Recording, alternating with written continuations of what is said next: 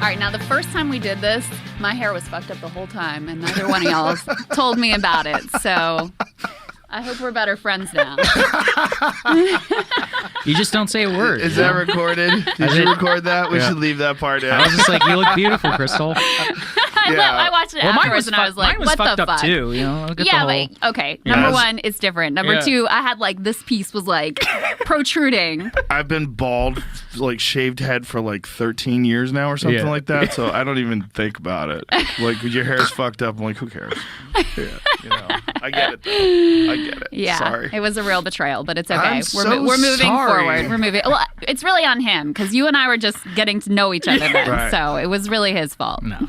Dude, you guys are a very unusual combination. It's very funny because they're like having someone who's on the right and having someone's on the left. It's usually like some sort of a formulaic thing. It's like, you know what I think of? Hannity and Combs. Yes. Yeah. Do you remember that? Yeah. Oh, God. Well, because it was fake. Yes, That was the thing. Exactly. It's kind of hard to describe what we do.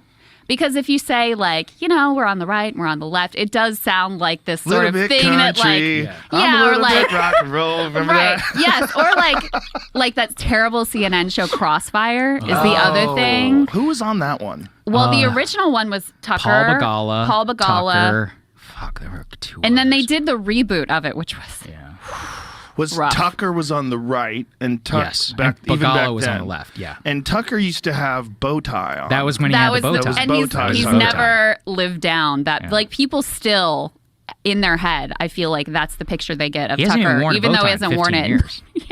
But it's just like seared into people's memories that That's this is what Peter this man Hotez, too. wears. There's something about bow ties. There's Crossfire. Yeah, there it is. Oh, that's Carville. And there's the infamous Jon Stewart when he just destroyed that. Yeah, and then they did the remake with Newt Gingrich. Oh, my Remember God. that? Oh, Yeah, Elliot there it is. Spitzer was on there, right? No, or was that another was show? another terrible so show. Newt Gingrich Yeah. and Van Jones. And That was Stephanie Cutter, who was one of the Yes. most unlikable people ever created. And then Essie Cuff is actually a long time. She and I were at MSNBC together. So she and I are friends, so I can't say anything bad about her. seems She's a very nice. nice person, yes. She seems I love nice. her. Yeah. Yep. So anyway, I don't know that who was that other Crossfire. lady is. I don't Stephanie think- Cutter? She worked for She didn't- Obama. She didn't like. Yeah. Yeah, I think. Was she a Hillary person? I can't remember. Yeah. Anyway, watch those it shows. was bad. It was bad. Anyway, that's not what we're doing. I hope. What is really no, you're not doing that at all. But what is really fascinating is that having these long form discussions like you guys do, uncensored and undirected, right, without an executive leaning over your shoulder and telling you what to do. It's the best way to discuss things. Yeah, and sure. when I get to hear from a reasonable person on the left and a reasonable person on the right who respect each other, it's like it gives me hope. Like, hey, we can all get along. Like, we can sort through what's good and what's bad. It's possible. That is actually the core goal of the show. Because, I mean, we are living through incredibly, like, politically fraught times where you have a lot of people whose whole business model is to persuade you that, like, half the country hates you and is destroying the country and it's existential and we're headed to civil war. And so I feel like if Saagar and I can, you know, agree on some things, which we do, and have debates on topics that are, you know, difficult and tense and fraught, and be able to do that day after day in a way that is respectful, that's like not just trying to score points, but actually trying to learn from each other. You know, I hope it makes a small difference in the political atmosphere. Yeah, I mean, what I'm most proud of in our analytics is like half the audience is genuinely right and half the audience is genuinely left. And one of the pitches that we give our people, we're like, hey, if you're going to support us, like, you're not going to agree all the time. So you're almost conditioning people to be like, hey, this is a message that I'm buying into. And I think the most impactful, like, sometimes you'll meet people or whatever, and they're like, man, you know, I watched the show with my dad. And I'm just like, Dad, like, Krystal is what I believe. And Dad is like, I'm with Saagar on some things. And then we sit down and we talk about it afterwards. And like that, we're building that for people. That's so important, man. Yeah. It's completely It's so important. gone. Because that is one of the dangers in independent media. There's a lot that's so exciting about independent media right now. I mean, you see the traditional media is just like dying. The ratings are failing. People are abandoning them in droves. Obviously, trust has completely fallen off a cliff.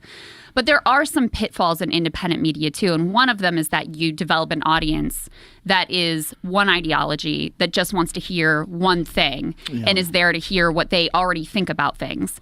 And so I think because of the fact that we have different opinions and our different, political ideologies, that has sort of protected us against having an audience that is there for any one particular idea.